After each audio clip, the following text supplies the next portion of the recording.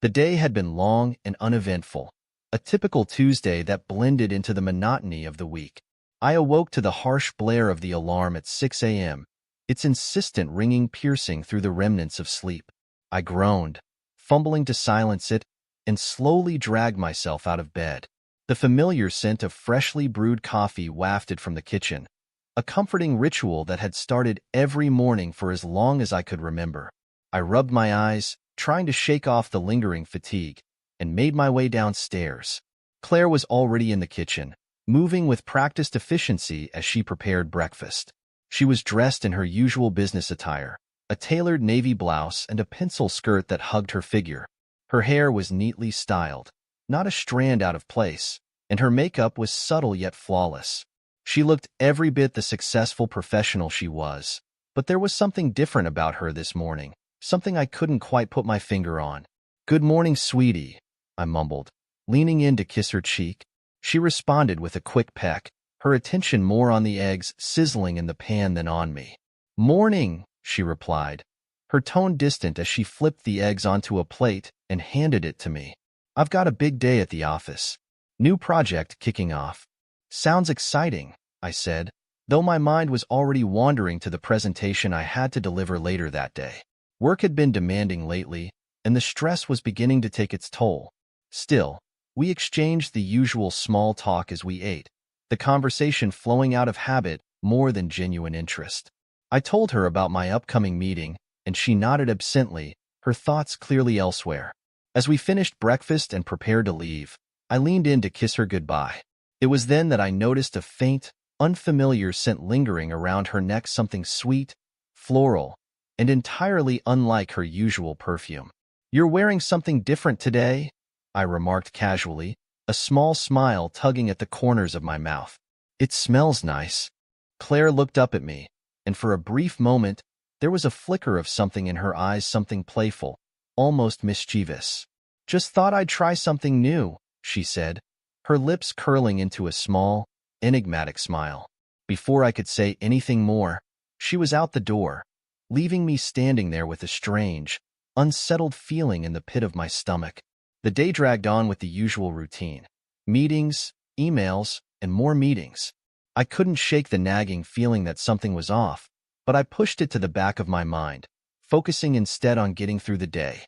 By the time I finally made it home, the sun was dipping below the horizon, casting a warm, golden glow over the neighborhood. The house was quiet when I entered, save for the soft hum of the television coming from the living room. I made my way upstairs to change out of my work clothes. As I reached the top of the stairs, I noticed that the bedroom door was slightly ajar, a soft light spilling out into the hallway. Curious, I pushed the door open and stepped inside. That's when I saw her. Claire was standing in front of the full-length mirror, her back to me as she adjusted the straps of a crimson lace lingerie set that clung to her curves in all the right places. The sight took me by surprise, a sharp contrast to the routine, almost mechanical interactions we'd had earlier. We hadn't been intimate in weeks, perhaps even months, and seeing her like this dressed in something so daring, so unlike her usual self, sent a jolt of desire and confusion through me. "Sweetie, where are we going tonight?" I asked, a playful grin spreading across my face as I leaned against the doorframe, half expecting her to turn around with a teasing smile. But Claire didn't turn. She didn't smile. Instead, she met my gaze through the mirror, her eyes cold and detached, a smirk playing on her lips. "Oh, shut up. You're staying home tonight," she said, her voice laced with a venom I'd never heard before. "I'm gonna spend a wild night with my lover, Jake. Remember our son's best friend? He promised to satisfy me until morning." Her words struck me like a physical blow, each one landing with a weight that knocked the breath out of my lungs. Jake? Our son's best friend? The boy who had practically grown up in our home, who had shared countless dinners and holidays with us. My mind raced, trying to comprehend what she had just said. The anger welled up inside me, but I forced myself to stay calm, to keep control. "What the hell makes you think I'll tolerate this for even a second?" I shouted, my voice trembling with a mix of fury and disbelief. Finally, Claire turned to face me, her expression unrecognizable, twisted with a mixture of arrogance and defiance. "Because you can't stop me," she said simply, her voice cold and final. She watched me for a moment, as if daring me to challenge her, then turned on her heel and walked out of the room, her laughter echoing down the hallway. I stood there, frozen, my mind reeling. This wasn't the woman I had married. This wasn't the life we had built together. Something inside me snapped, a dark resolve hardening in my chest. I wouldn't let her get away with this. Not without consequences. I paced the living room, my mind consumed by a whirlwind of rage and betrayal that refused to settle. Claire and I had been married for over 20 years, 2 decades of shared dreams, laughter, and love. We had raised our son, Alex, together, guiding him through the trials of adolescence and into the threshold of adulthood. And yet, all of it now felt like a cruel joke, a mirage that had shattered in the blink of an eye. As I paced, my eyes drifted to the mantel above the fireplace, where a series of picture frames stood like silent witnesses to a life that no longer felt real. Photographs of our family, frozen in time, stared back at me. There was the picture of Claire and me on our honeymoon, both of us beaming with the naive optimism of newlyweds. Next to it, a photo of the 3 of us at Alex's high school graduation, our smiles wide with pride and hope for the future. And then there was the one of Alex and Jake, arms slung around each other's shoulders, both grinning like idiots on the day they won their first soccer championship. My fists clenched involuntarily at the thought of Jake. The young man I had once considered like a second son was now the embodiment of my greatest betrayal. How long had this been going on? How many times had he walked through my front door, laughed at my jokes, eaten at my table, all while secretly stabbing me in the back? The thought made my blood boil, a white-hot anger searing through me with every passing second. I couldn't stop replaying the scene in my mind, the way Claire had looked at me with that smirk, the coldness in her voice when she had said his name. It was as if she had been a stranger, a woman I had never truly known. But that didn't matter now. What mattered was that they had made a fool of me, and I couldn't know. I wouldn't let them get away with it. I sank onto the couch, the soft cushions offering no comfort as I stared blankly at the pictures on the mantel. Memories of happier times taunted me, the smiles in those photos now mocking, a cruel reminder of what I had lost. I reached for one of the frames, the one of Claire and me at our wedding. My hand hovered over it, fingers trembling with a mixture of sorrow and fury. But I couldn't bring myself to touch it. Instead, I let my hand drop back to my side, the weight of it too heavy to bear. How had it come to this? What had I missed? I replayed every conversation, every interaction with Claire and Jake, searching for signs, for anything that could have warned me. But there was nothing. Just the slow, insidious decay of trust that had gone unnoticed until it was too late. My thoughts turned to Alex. What would he think? How would he react if he knew? He and Jake had been inseparable since childhood, their friendship one of the few constants in a world that seemed to change too quickly. The idea of telling him the truth made my stomach churn with dread. But this wasn't about Alex. This was about me, about what they had done to me. And I wasn't going to let it slide. The ticking of the clock grew louder, more insistent, as if urging me to move, to act. I knew I couldn't sit here stewing in my own anger forever. The time for reflection had passed. Now was the time for action. My gaze shifted to the door. The initial shock of Claire's betrayal had worn off, replaced by a single, unwavering focus: revenge. The thought of confronting them, of making them pay for what they had done, was like a balm to the raw wound inside me. I stood up, my movements slow and deliberate as I walked to the door. My hand reached for the keys on the table by the door, the metal cool and solid in my grasp. I could feel my heart pounding in my chest, the adrenaline beginning to course through my veins, sharpening my senses. I hesitated for just a moment, my mind flashing back to all the years we had spent together, all the memories we had made. But the pain of betrayal quickly snuffed out any lingering doubts. This wasn't just about infidelity. It was about betrayal, about being made a fool in my own home. With a deep breath, I gripped the keys tighter and opened the door. The cool night air hit me like a slap, jolting me fully into the present. I stepped outside, the the quiet of the neighborhood stark in contrast to the storm raging inside me. I wasn't going to let them get away with this. Not without consequences. The calm before the storm was over. Now, it was time to unleash the fury they had awakened. The night had settled in, a blanket of darkness draped over the town, punctuated only by the dim glow of the streetlights. They cast long, eerie shadows as I trailed Claire's car, keeping a safe distance between us. My heart pounded in my chest. Every turn she made, every slight change in speed, I mirrored with precision. She was headed towards the outskirts of town, to the place where Jake lived, a small, secluded house nestled away from prying eyes. Perfect, I thought, a cold satisfaction creeping into my mind. No one would hear them scream. As we approached Jake's neighborhood, I eased off the gas, letting her car pull ahead just enough so that my presence wouldn't be detected. The streets were deserted, the silence broken only by the distant hum of a passing car or the occasional bark of a dog. I watched as Claire's car finally turned into Jake's driveway, her taillights briefly illuminating the driveway before they winked out, plunging the area into darkness once more.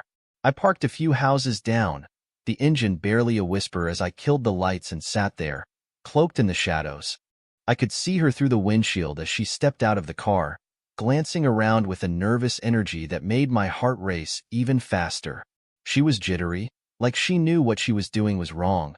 But the thrill of it, the thrill of the forbidden, pushed her forward. She hurried up to the front door, looking over her shoulder one last time before slipping inside. The door clicked shut, and the house swallowed her whole. For a moment, I stayed where I was. I had time. There was no rush. I needed to be methodical, to let the rage simmer just beneath the surface without letting it boil over. This wasn't a crime of passion. This was going to be justice. After what felt like an eternity, but was likely just a few minutes, I slipped out of the car, moving with the quiet precision of a predator stalking its prey. The night was still, the only sounds the occasional rustle of leaves stirred by a gentle breeze. I stuck to the shadows, my steps deliberate and soundless on the pavement as I approached Jake's house. I circled around the side, staying close to the wall where the darkness was deepest. The house was small, single-story, with a few windows lining the sides. Each was a potential vantage point, but I needed to choose carefully. My breath was shallow, controlled, as I edged closer to one of the side windows. I peered inside, careful to stay hidden in the shadows. There they were, Jake and Claire, wrapped in each other's arms, their bodies entwined in a sickening display of betrayal. The sight of them together, so close, so intimate, made my blood boil. My vision blurred with the intensity of my anger, but I forced myself to remain calm, to stay focused. This wasn't the time for rage. This was the time for careful, calculated action. I watched them for a moment longer, the way they moved together, oblivious to the world around them. It disgusted me, but it also fueled the fire inside me. This was the moment I had been waiting for, the moment when I would make them pay for what they had done.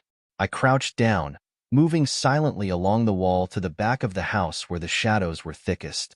The night was my ally, cloaking me in its darkness as I reached for the small bag I had brought with me. Inside were the tools of my revenge, tools I had carefully selected, each one chosen for the role it would play in the night's events. I paused, taking a deep breath to steady myself. My mind briefly wandered to the idea of calling the police, of exposing them as the cheaters they were. But that wouldn't be enough. That would be too easy, too clean.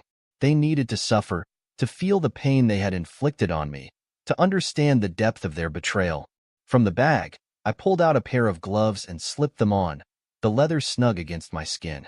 Then, I carefully unwrapped a small crowbar, its weight solid and reassuring in my hand. I tested it lightly against the palm of my hand, feeling the cold steel vibrate against my skin. This was going to be my instrument of justice, the tool with which I would dismantle the world they had so carelessly built on lies. The basement door was just ahead, a simple lock the only thing standing between me and them. I knelt by the door, the crowbar poised in my hand, ready to slip it between the door and the frame. But before I made my move, I hesitated. I needed to be sure. I needed to hear them, to confirm that they were alone, that they were comfortable, that they thought they were safe. I crept to another window, this one slightly ajar, allowing a sliver of sound to escape. Their voices drifted out, low and murmur-like, punctuated by occasional laughter. Claire's laugh was soft, tinged with a breathy excitement that made my stomach turn. Jake's voice was deep, confident, the voice of a man who believed he was in control. But tonight, he wasn't. Tonight, they were in my world. My grip tightened on the crowbar. It was time. I moved back to the door, slid the crowbar into place, and with a quick, practiced motion, popped the lock. The door creaked open, and I slipped inside, swallowed by the darkness of the house. The stalker's path had begun.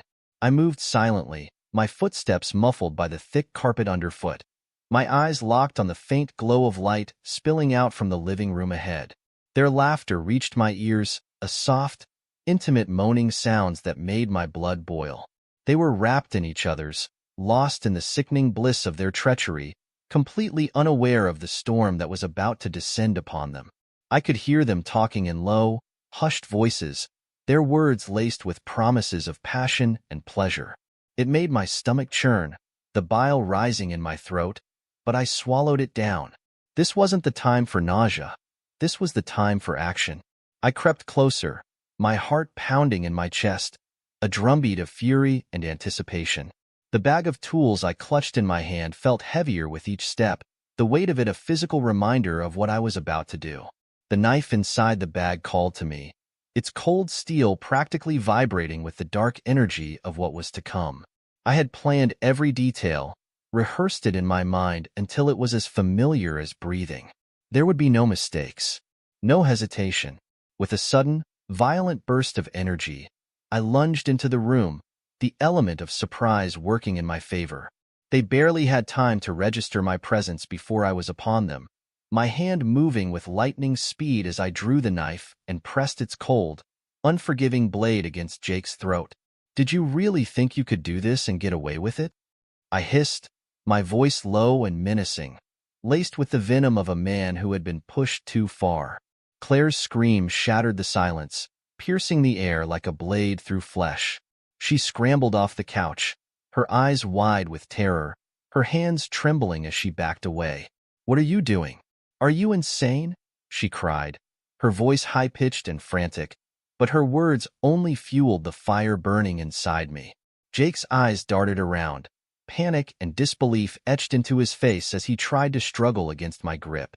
But I tightened my hold, pressing the blade deeper into his flesh until I saw a thin line of blood appear, a crimson warning of what was to come. "You betrayed me, both of you," I snarled, my voice trembling with barely suppressed fury. "And now, you're going to pay." The room seemed to close in around us, the walls pulsing with the echoes of their fear. I could see the realization dawning on their faces, the understanding that this wasn't just a moment of madness, this was a reckoning. Claire's bravado melted away, replaced by raw, naked fear as she backed into a corner, her hands clutching at her chest as if she could somehow protect herself from the inevitable. "Please," she whimpered, her voice cracking under the weight of her terror. "We didn't mean for this to happen. It just for fun." I laughed, a bitter, hollow sound that seemed to fill the room, suffocating the last remnants of hope they might have clung to. "You think that makes it better? You think I care about your excuses? You made your choices. Now you'll live or die with them." I forced Jake to his knees, dragging him towards the basement door, the darkness beyond it a perfect reflection of the abyss that had opened up inside me. Claire followed, her movements jerky and hesitant, like a puppet being dragged by invisible strings. I could see the panic in her eyes, the way she glanced around the room, searching for some way out, some miracle that would save them. But there was none. This was the end of the line. "Downstairs," I commanded, my voice cold and devoid of any emotion. They hesitated, but one look at the knife, now slick with Jake's blood, and they obeyed, stumbling down the stairs into the cold, unforgiving darkness of the basement. The basement was damp, the air heavy with the scent of mold and decay. It was a far cry from the warm, comfortable living room upstairs, a place designed for pleasure and relaxation. Down here, there was only darkness, only the creeping cold that seeped into your bones and made you feel like you were already dead. I flipped on the single, dim bulb that hung from the ceiling, its weak light casting long, distorted shadows on the walls. Claire and Jake huddled together, their faces pale, their bodies trembling with fear. They were pathetic, small, reduced to nothing more than scared animals caught in a trap. I savored the sight, letting it feed the dark satisfaction growing inside me. "You thought you could betray me and just walk away?" I said, my voice echoing in the confined space. "You thought you could destroy everything I've built and not suffer the consequences?" Jake tried to speak, his voice shaky, barely a whisper. "Please. I'm sorry. We didn't want to hurt you." I stepped closer, the knife glinting in the dim light as I pointed it at him. "You're sorry? Sorry doesn't cut it, Jake. Sorry doesn't undo the damage you've done. And now, you're going to feel every ounce of the pain you've caused me." They began to beg, their voices overlapping, a cacophony of pleas for mercy that fell on deaf ears. I was beyond mercy, beyond reason. This wasn't just about revenge anymore. This was about justice, about making them feel every moment of the agony they had inflicted on me. With a swift, brutal motion, I slashed the blade across Jake's arm, his scream piercing the air as blood spattered across the cold, concrete floor. Claire shrieked, her hands flying to her mouth as she watched in horror. But I wasn't done. Not even close. This was just the beginning. The night was far from over, and so was their suffering. The basement had become a chamber of horrors, where every dark corner echoed with the lingering screams that had filled the night. Their cries had once pierced the air, frantic and desperate, now replaced by an unsettling silence. The floor was slick with blood, glistening under the faint, flickering light of the single bulb that hung above. The air was thick, heavy with the metallic scent of blood and the oppressive weight of death. I stood in the midst of it all, my breathing ragged, the knife still clutched in my hand, its blade stained crimson. Claire had been the first to break, her once defiant eyes now wide with terror, a far cry from the woman who had laughed in my face just hours before. Her pleas for mercy had come too late, falling on ears that had long since lost the capacity for compassion. Her betrayal had cut deeper than any wound I could inflict, and no amount of screaming could undo the damage she had done to my soul. "Please, stop, please," she had begged, her voice hoarse from the strain, her hands outstretched as if she could somehow ward off the inevitable. But I had only looked at her with cold, unfeeling eyes, the knife in my hand steady as I delivered the final, brutal cuts. Each slice was methodical, calculated, designed to prolong the suffering as much as possible. I wanted her to feel every ounce of the pain she had inflicted on me, wanted her to know that this was the price of betrayal. Jake had been no better, his bravado crumbling the moment I had turned my attention to him. The young man who had once been so full of confidence, so sure of himself, had been reduced to a quivering, broken shell. His eyes, once filled with arrogance, now shone with tears, his voice trembling as he begged for his life. "I'm sorry, please. I didn't mean for this to happen," he had whispered, his words choked with fear. I had laughed then, a bitter, hollow sound that seemed to fill the room. "You didn't mean for this to happen?" I had echoed, my voice dripping with venom. "You think that matters? You think I care? You betrayed me, Jake. You both did. And now, you'll pay for it." His screams had been the loudest, reverberating off the concrete walls as I exacted my revenge. Every lash of the knife, every punch, every ounce of suffering I inflicted was a twisted balm for the wound they had carved into my soul. It wasn't enough, it could never be enough, but it was all I had left to give. I wanted to tear them apart, to rip them to shreds, to make them feel every bit of the agony they had caused me. The first light of dawn began to filter through the small, dirty window in the corner of the basement, casting a pale, gray glow over the scene of carnage. The bodies of Claire and Jake lay lifeless on the cold, concrete floor, their faces frozen in expressions of pain and terror. The silence that filled the room was almost deafening, a stark contrast to the chaos that had preceded it. I stood over them, breathing heavily, my hands slick with their blood, my clothes stained with the evidence of my vengeance. But there was no satisfaction in their deaths, no real sense of closure. I had imagined this moment so many times, had pictured it in my mind, relished in the thought of making them suffer. But now, as I looked down at their lifeless forms, I felt nothing. No remorse, no regret, just a cold, hollow emptiness where my soul used to be. I turned away from the gruesome scene, my movements slow, deliberate, as if I were in a trance. The basement seemed to close in around me, the walls pulsing with the echoes of their final moments. I climbed the stairs, each step heavier than the last, my body exhausted from the night's events. As I reached the top of the stairs, I caught a glimpse of myself in the mirror that hung on the wall, and for a moment, I didn't recognize the man staring back at me. His face was a mask of blood and sweat, his eyes dark, empty. He was a stranger, a shadow of the man I had once been. The life I had known was over, destroyed by the very hands that had once built it. I had become something else, something darker, something twisted by pain and betrayal. But that didn't matter now. There was still one final task to complete.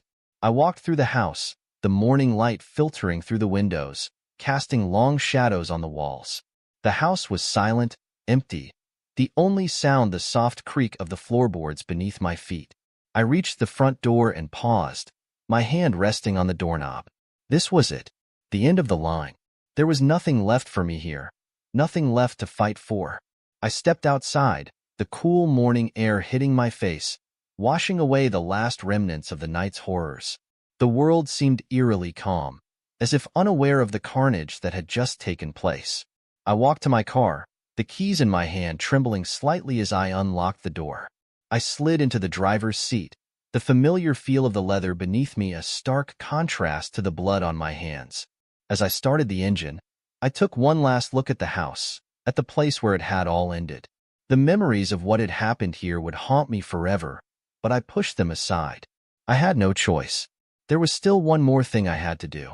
The drive home was a blur, my thoughts lost in the storm of what I had done. The road ahead was empty, the early morning sky a dull gray as the sun struggled to break through the clouds. The adrenaline that had fueled me through the night was fading, replaced by a cold, numbing fatigue. The events in the basement replayed in my mind, but I shoved them aside. There was no time for reflection, no time for guilt. Not yet. When I pulled into the driveway, the house seemed eerily still, as if it too sensed the darkness I carried with me.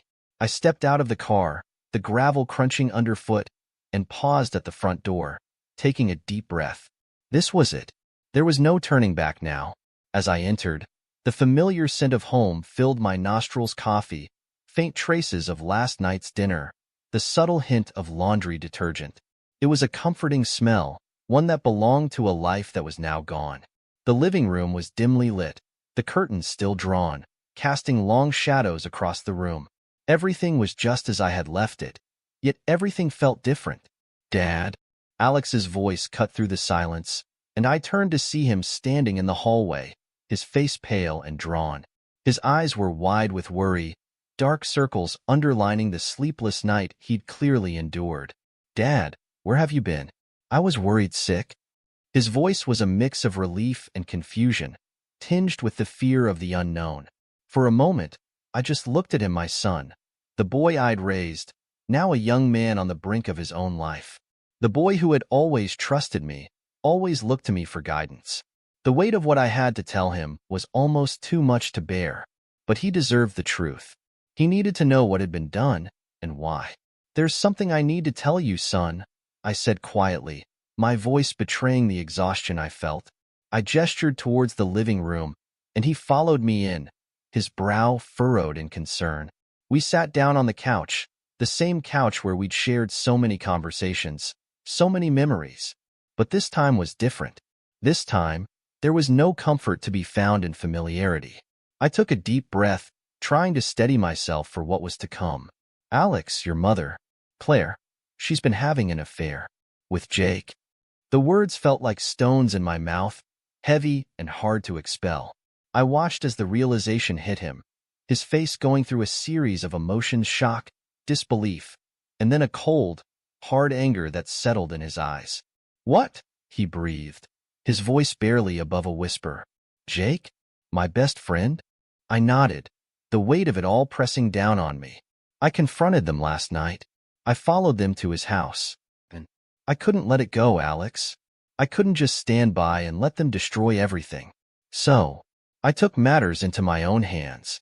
The room fell into a heavy silence, the kind that suffocates, where every second stretches into an eternity. I could see the gears turning in Alex's mind, the struggle to comprehend, to reconcile the father he knew with the man sitting before him. I braced myself for his response, for the horror, the revulsion that would surely follow. But when he finally spoke, his voice was calm, steady. "They deserved it," he said simply, his tone devoid of emotion. "They betrayed us both." I blinked, taken aback by the coldness in his words. But as I looked into his eyes, I saw no fear, no disgust, only a hard, steely resolve that mirrored my own.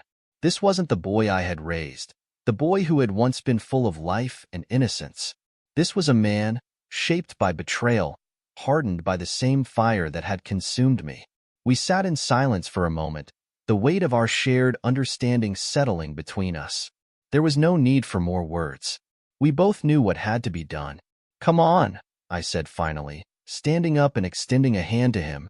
"We need to take care of this." He nodded, rising to his feet without hesitation. Together, we moved through the house with a grim determination, gathering the necessary tools and supplies. The task ahead was grim, but it had to be done. There was no room for doubt, no space for regret. In the garage, we retrieved the plastic sheeting, the cleaning supplies, and the heavy-duty garbage bags. The sun was just beginning to rise as we loaded the supplies into the trunk of the car, its pale light casting long shadows across the driveway. There was a chill in the air, a reminder that the world was still turning, that life was still moving forward even as ours stood on the brink of darkness. We drove in silence, the road ahead a blur as we made our way back to Jake's house. There was no need for conversation, no need to articulate the thoughts that ran through our minds.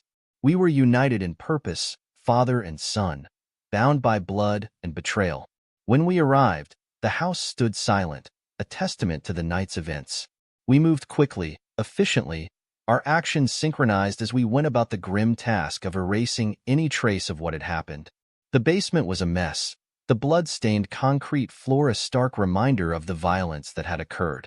But we worked without hesitation, scrubbing, cleaning, disposing of the evidence with a precision born of necessity. The bodies were wrapped in plastic, the weight of them heavy as we carried them to the car. There was no emotion, no hesitation, just the cold, methodical process of tying up loose ends. By the time we were done, the sun had fully risen, casting a warm, golden light over the world outside. But inside, we were still shrouded in darkness. We stood side by side in the driveway, the last remnants of the night's work disappearing in the rearview mirror as we drove away.